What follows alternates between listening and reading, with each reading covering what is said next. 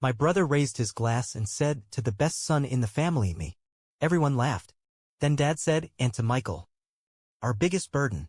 So I smiled and left. My mom wrote, "You'll regret this." I wrote, "Okay." I just stopped paying their bills and then they broke into my apartment. My father always said that family comes first. That blood is thicker than water. That no matter what happens, we should support each other. And for years, I believed him. I'm Michael Carter. I run a successful plumbing company built from scratch with my own hands. My crew respects me, my clients trust me, and my name stands for quality work in the city. I'm not rich, but I make enough to live well and enough to make sure my parents never had to struggle. Because I paid for everything. Their mortgage, their bills, their vacations, even the food on their table. Meanwhile, my younger brother, Alex, still lived at home. He was 31 years old and had never worked a serious job in his life. But if you asked my parents, he was the golden son. At every family dinner, Alex would sit beside me, patting my shoulder, saying things like, "Mike works so hard, Mom. I really admire him. I wish I had his discipline, but I just haven't found the right opportunity yet." We should all be grateful for everything Mike does for us. In front of my parents, he was my biggest supporter. Behind my back, he was my worst enemy. I found out the truth by accident one night about 2 years ago. I had stopped by my parents' house after work to drop off some groceries. As I stepped inside, I heard voices from the living room. Alex's voice. "Mom, Dad, you know Mike only does all this to make himself look good, right?" His voice was smooth, confident, like he was stating a fact. "He throws money around so you'll love him more than me. But deep down, he resents you for it." I stopped in my tracks. "He told me last week he's tired of paying your bills. That it's a burden. That he hates how much you rely on him." He sighed dramatically. I defended him, of course. I said Mike would never say that. He loves us. But maybe I was wrong. Maybe he does see you as a weight around his neck. I felt my hands clench into fists. Lies. All of it. I had never said any of those things. But Alex, lazy, manipulative Alex, was a master at playing the victim. My mother gasped. "I knew it. He always rushes off after dinner. He never spends time with us." "Exactly," Alex said. "And when he does come by, he acts like he's some kind of hero for paying the bills. Like we should be grateful." "Ungrateful little," my father muttered something I couldn't hear. I stepped forward, ready to march into the room and expose Alex for the snake he was. But then I stopped myself. Because I realized something. If I walked in now, they wouldn't believe me. Alex had been poisoning their minds against me for years. Always playing the humble, struggling son. Always making sure they saw him as the good one and me as the selfish one. I took a step back. Then another. And I left. I never told Alex I had heard that conversation. I wanted to see how far he would go. And over the next 2 years, I watched it happen. Every time I paid for something, Alex twisted it. Mike just wants control. Every time I didn't visit, Mike doesn't really care about us. Every time I gave them money, Mike thinks he can buy your love. And my parents? They ate it up. Until the night they finally showed me exactly what I was worth to them. The celebration that wasn't mine. The dining room was packed with relatives, the air thick with laughter, the clinking of glasses, and the rich scent of roasted lamb. It was my mother's birthday, and I had, of course, paid for everything, the catering, the decorations, even the new dress she was wearing. I stood at the edge of the room, sipping my beer, exhausted from a long day at work, but content to see her happy. Then came the toast. "To our wonderful son, Alex," my father announced, raising his glass. "For being the pride of this family, for always being there when we need him." A round of applause. My beer glass froze at my lips. "Alex?" I looked at my brother, sprawled lazily in his chair, a cocky grin on his face. He caught my eye and winked. And that was the moment I knew. He had one. He had spent years twisting the truth, manipulating them, rewriting history in his favor. And now in their eyes I was nothing. "And to you, Michael," my mother added suddenly, turning toward me with a sweet smile. For being here." Laughter rippled through the room. For a moment I thought I had misheard her. "Here's to Michael." Alex smirked, lifting his glass. "Our little burden." More laughter. A burden. That's what I was to them. Not the son who had kept them afloat all these years. Not the man who had sacrificed his own comfort so they could live well. Just a burden. I set my glass down carefully. My hands were shaking. And for the first time in my life, I didn't swallow it down. I didn't make excuses for them. I didn't pretend it didn't hurt. Instead, I stood up, pulled my coat from the back of my chair, and walked out. I didn't say a word. Behind me, the laughter faded. The music kept playing. No one followed me. By the time I reached my truck, the cold air biting my face, I knew one thing for certain. I was done. That night, I made 2 phone calls. The first was to my landlord. "I'm moving out," I said. "I'll be gone by the weekend." The second was to my bank. "I need to change all my account details. Every single one." Because as of that moment, my parents weren't my problem anymore. The first few days after moving out felt unreal. I had spent years surrounded by noise, my mother calling to ask for just a little more money, my father sighing about overdue bills, my brother lounging around like a king while I worked 12-hour days. But now? Now in my new apartment, there was nothing but silence. Too much silence. I sat on my couch, staring at the unopened boxes around me. This was supposed to feel good. This was supposed to be freedom. Then why did I feel so uneasy? For the first time in my life, I wasn't responsible for anyone but myself. No one was asking me for anything. No one was guilt-tripping me into paying for something. And yet, deep down, I felt something stirring, a nagging voice in the back of my mind. How long before they come looking for you? I didn't have to wait long to find out. The next morning, my phone exploded with missed calls and messages.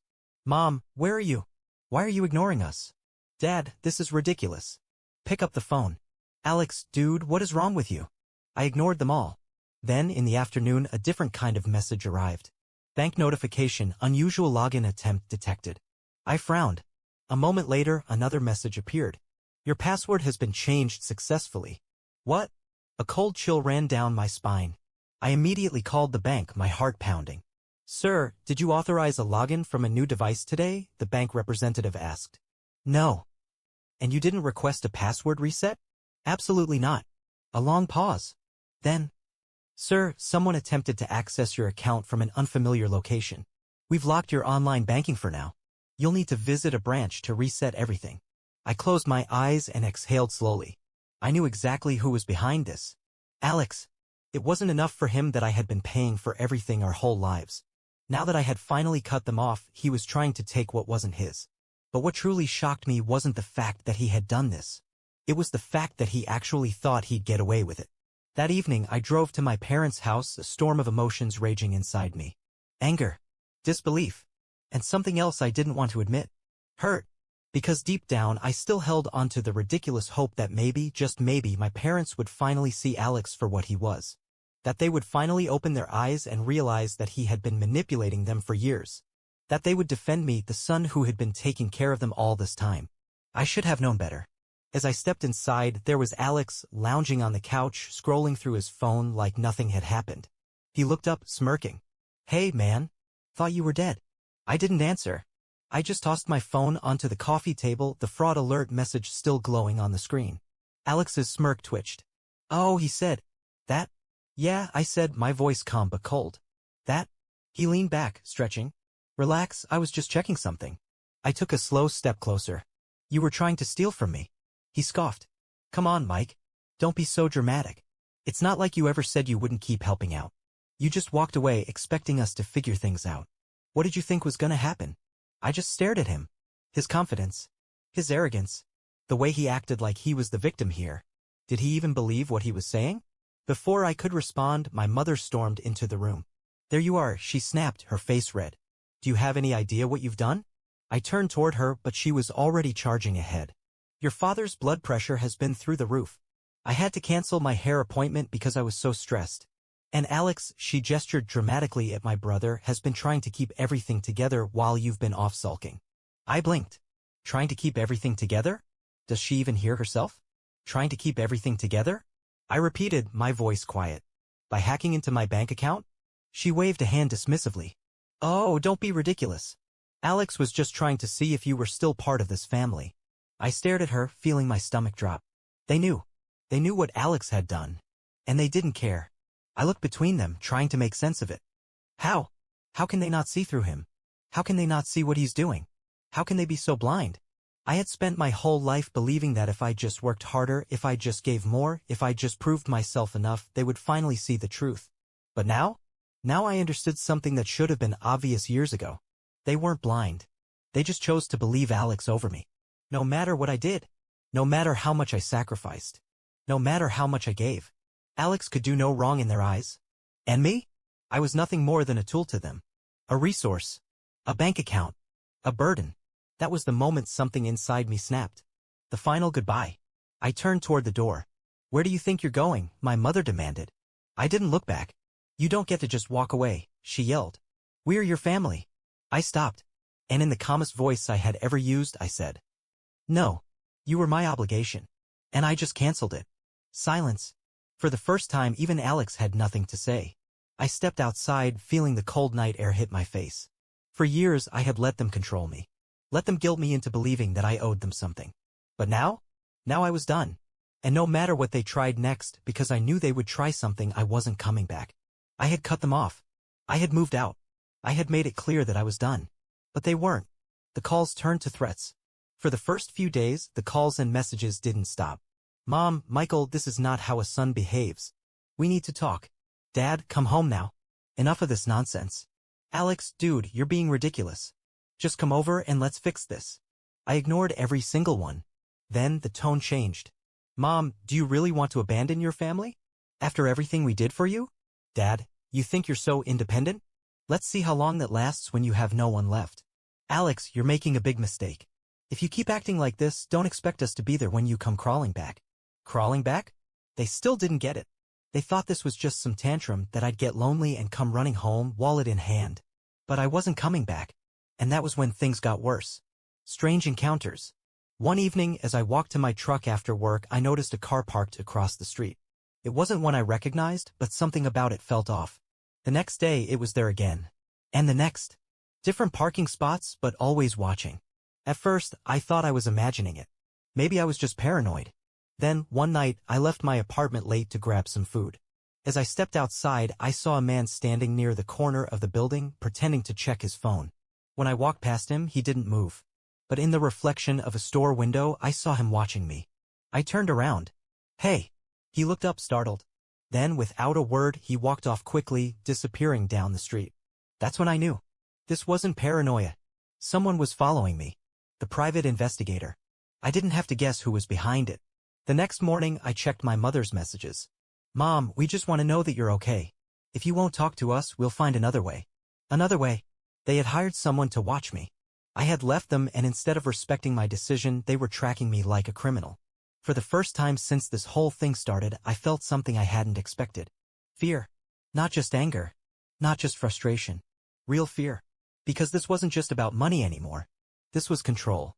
And I had no idea how far they were willing to go to get it back. The breaking point. I decided I needed to put an end to this.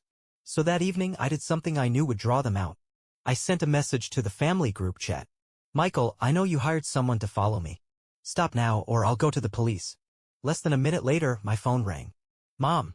I picked up. How dare you threaten us, she hissed. We're just worried about you. You left without a word and now you're accusing us of spying on you. I clenched my jaw. Because that's exactly what you're doing. We just want to be sure you're safe, she snapped. But I see now. You don't care about this family at all. I forced a laugh. That's funny. Because I cared for this family every single day until I finally realized something. Realized what? She demanded. That you don't actually love me, I said, my voice steady. You just love what I can do for you. Silence. Then her voice dropped to an icy, sharp whisper. You think you're so smart? So independent? Who's going to cook for you? Who's going to wash your clothes? Who's going to clean up after you when you realize you can't do anything for yourself? I froze. Not because she was right, but because I suddenly understood why she was so sure I would come back. Growing up, my mother had never let me take care of myself. If I tried to do laundry, she would push me aside. You'll ruin your clothes. If I tried to cook, she would snatch the knife from my hands. You'll cut yourself. If I tried to clean, she would shake her head. You'll just make it worse. And over time, without even realizing it, I had stopped trying. I had spent years believing she was just being a caring mother. That she was just helping. But now I saw it for what it really was. It was control. She had never wanted me to be independent. She had raised me to need her. And now that I had left, she refused to believe that I could survive on my own. You'll regret this, Michael, she said, her voice dripping with certainty. You can pretend all you want, but you will come crawling back. And when you do, don't expect us to welcome you with open arms. And she hung up. That was the moment I knew. They weren't stopping. And if I didn't take drastic action, they would never leave me alone. Preparing for war. I spent the next morning at the bank, changing every single financial detail I had. New accounts. New cards. New passwords. Then I called a lawyer. I need to make sure my family has no access to me, my finances, or anything I own, I told him. Understood, he said. I'll draft a legal notice immediately. If they attempt to access anything of yours again, we'll take action. That was step 1. Step 2 was the police. I walked into the station, took a deep breath, and said I need to file a harassment report. Because I wasn't running. I wasn't hiding. I was fighting back. And I wasn't going to lose. I had taken every precaution. New bank accounts. A legal warning from my lawyer. A harassment report filed with the police. I thought that would be enough. I was wrong. Crossing the line. For a few days, things were quiet. Too quiet. The calls stopped. The texts stopped. Even the strange car that had been following me was gone. For the first time in weeks, I let myself breathe. Maybe, just maybe, they had finally given up. Then, one evening, I came home from work and immediately knew something was wrong. My apartment door was slightly open. My stomach twisted. I had locked it that morning. I was sure of it. I stepped inside cautiously, my muscles tense. And then I saw them. The invasion. Sitting on my couch as if they owned the place were my mother, my father, and Alex. My mother was flipping through my mail. My father was inspecting the apartment, shaking his head in disapproval. Alex was stretched out comfortably, looking completely at home. Finally, my mother sighed, tossing an envelope onto the coffee table. Do you know how long we had to wait? I could barely breathe. You broke into my apartment? I asked, my voice low, dangerous. My father scoffed. Broke in? Don't be ridiculous. Your mother still has a spare key from when she helped you move in. Honestly, Michael, you should be thanking us. This place is a mess. Look at this, he gestured toward my kitchen. Dirty dishes everywhere. Clothes on the chair. Is this really how you want to live? I couldn't even register his words. My mother smiled as if this was normal. I knew you'd need us, she said. You're not ready to live on your own. You think you can just cut off your family and suddenly be independent? Who's going to take care of you? I took a deep breath, forcing myself to stay calm. You need to leave. Alex laughed. Relax, man. We just came to talk. I turned to him, and something in my stare must have made him uneasy because his smirk faded. I'm calling the police, I said. My mother's eyes widened. Michael, don't be dramatic. I pulled out my phone. My father stood up sharply. Enough of this nonsense. You've made your point. Now it's time to come home. I stared at him. Home. You've had your little rebellion, he said, his voice firm. Now it's time to grow up. You're coming back with us and this foolishness ends now. I almost laughed. They really thought they could force me back? I held up my phone. You have exactly 10 seconds to leave before I call the cops. Silence. Then my mother's face twisted in anger. You're going to call the police on your own family, she hissed. You stopped being my family the moment you broke into my home, I said coldly. She stood up, shaking with rage. After everything we've done for you? You ungrateful, selfish child. Done for me? I let out a bitter laugh. You mean raising me to serve this family? You mean using me as a bank? You mean never seeing me as anything other than a tool? Her face flushed. We sacrificed for you. We gave you a home. A family. You gave me a prison, I said. She took a step closer, her voice sharp as a blade. And what happens when you fail, Michael? Because you will fail. You don't know how to live without us. You're going to crawl back one day, begging for help, and when that day comes. I hit dial. The moment she heard the ringing, her face paled. You're really doing this, Alex muttered, standing up. For the first time, he actually looked nervous. My father's jaw clenched. Enough, he muttered, grabbing my mother's arm. Let's go. But she wasn't done. You think you've won? She spat. You think you can just erase us from your life? I met her gaze. Watch me. And with that they left. The aftermath. The police arrived 20 minutes later. I told them everything. The stalking. The break-in. The threats. They took my statement, checked my locks, and warned me to stay alert. Do you want to press charges? The officer asked. I hesitated. Part of me wanted to. But another part of me just wanted them gone. For now, just a restraining order, I said. Because this wasn't about revenge. This was about finally ending it. And as I locked my door that night, truly alone for the first time, I felt something I had never felt before. Peace. It had been 6 months since that night. 6 months since I called the police. Since I changed my locks, my phone number, my life. 6 months since I had any contact with my family. And for the first time in years, I felt like I could finally breathe. Freedom tastes like coffee and silence. I sat in my office, sipping my morning coffee as I went through the day's schedule. My plumbing business was thriving, more clients, bigger contracts, and for the first time, I was thinking about expanding. My team respected me. My clients valued my work. And the best part? Every single dollar I made was mine. No unexpected bills from my parents. No demands for help. No texts from Alex pretending he needed money for something important. Just peace. It was almost strange living without that constant weight on my shoulders. Almost, because I had never felt lighter. Meanwhile, back at the house, I hadn't reached out to them. I hadn't asked about them. But I still heard things. Alex had finally been forced to get a job when the bills started piling up. Apparently, it lasted 2 weeks before he quit, complaining that work just wasn't for him. My parents had to downsize after falling behind on mortgage payments. Without my financial help, their comfortable life wasn't so comfortable anymore. They tried to borrow money from relatives, but I wasn't the only one who had caught on to their ways. In short, they were struggling, and part of me wanted to feel sorry for them. But I didn't, because they had done this to themselves. The last attempt. It was a Sunday afternoon when my phone buzzed with an unknown number. I almost ignored it, but something told me to pick up. I pressed the answer button, and the voice that greeted me sent an old, familiar chill down my spine. "Michael, honey, it's your mother." I exhaled slowly, leaning back in my chair. I knew this moment would come eventually. "I was just thinking about you," she continued, her voice unusually soft. "It's been so long. Don't you think it's time we put this all behind us?" I let the silence stretch. Then she sighed dramatically. "Listen, your father and we've had a rough time. We just want to see you, that's all.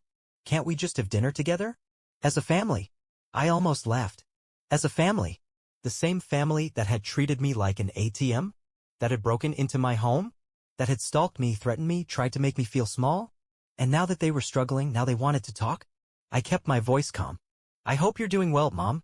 She jumped at the kindness.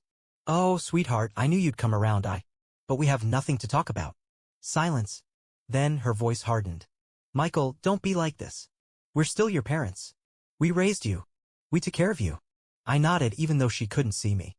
"And I paid you back for that 1,000 times over." "That's not the point," she snapped. "You're acting like you don't even care about us anymore." I sighed. "I don't think you understand, Mom. You didn't lose me 6 months ago. You lost me years ago." More silence. Then her voice turned ice cold. "Fine, but don't expect us to be there when you need us." I smiled. "I haven't needed you for a long time." And with that I ended the call. The final goodbye. I sat there for a moment, staring at my phone. Waiting for the guilt, the sadness, the pain. But it never came. Because I finally understood. Family isn't about blood. It's about respect. And if anyone only values you for what you can do for them, they're not family. They're just people who used to know you. I stood up, stretched, and grabbed my keys. I had a business to run, a life to enjoy, and a future that belonged only to me. And this time I was never looking back.